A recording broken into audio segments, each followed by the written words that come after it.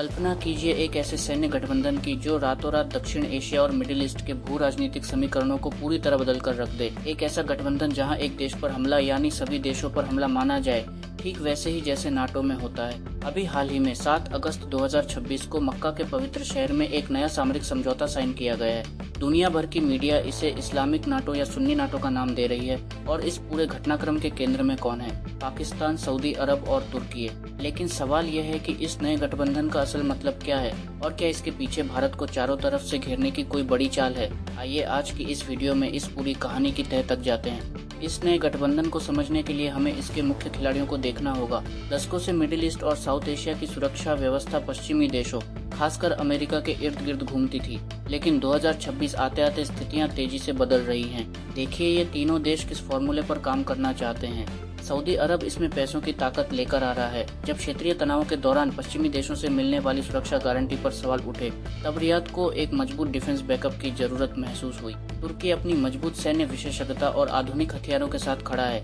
तुर्की के पाकिस्तान के साथ पहले से ही गहरे रक्षा संबंध हैं और पाकिस्तान इस्लामाबाद इस मौके का फायदा उठाकर खुद को एक बड़े क्षेत्रीय नेता के रूप में पेश करने की कोशिश कर रहा है। नाटो के मशहूर आर्टिकल 5 की तर्ज पर बने इस समझौते में आपसी रक्षा की बात कही जा रही है, लेकिन विश्लेषक एक कड़ा सवाल पूछ रहे हैं, क्या कागजों पर बना यह गठबंधन तब टिक पाएगा जब अंदरूनी आर्थिक हालात इन देशों में बिल्कुल अलग हैं? अब यहीं से असली खेल शुरू होता है और यहीं से नई दिल्ली में चिंता की घंटियां बजने लगती हैं।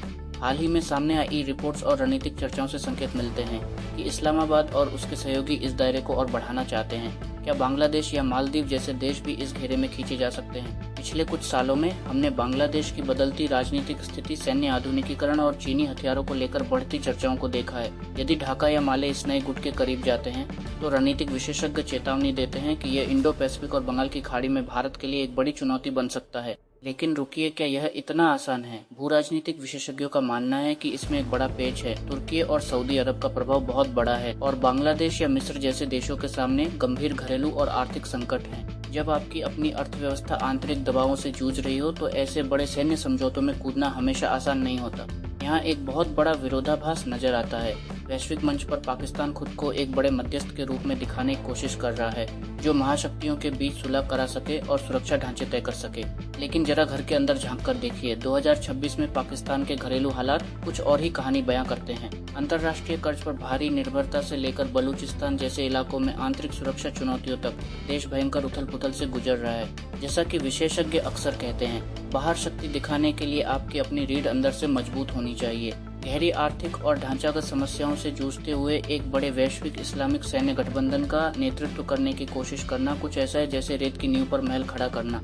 तो ऐसे में नई दिल्ली की प्रतिक्रिया क्या है? भारत इन तमाम गतिविधियों पर बहुत बारीकी और गंभीरता से नजर बनाए हुए है। सुरक्षा योजनाकार जानते हैं कि 2020 से नए गठबंधनों का दौर है। रूस जैसे पुराने दोस्तों और इजरायल जैसे रणनीतिक साझेदारों के साथ भारत ने अपनी रक्षा स्थिति को पहले ही मजबूत किया हुआ है। इस्लामिक नाटो आगे चलकर एक महाशक्ति बनेगा या सिर्फ कूटनीतिक कागजों तक सिमट कर रह जाएगा, यह तो वक्त ही बताएगा। लेकिन एक बात साफ है, वैश्विक राजनीति के शतरंज पर मोहरे तेजी से बदले जा रहे हैं।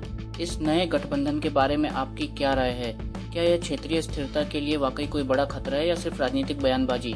नीचे कमेंट बॉक्स में अपनी राय जरूर लिखें। जियोपॉलिटिक्स से जुड़े ऐसे ही डीप डाइव वीडियो के लिए चैनल को सब्सक्राइब करें और मिलते हैं अगली वीडियो में। जय हिंद।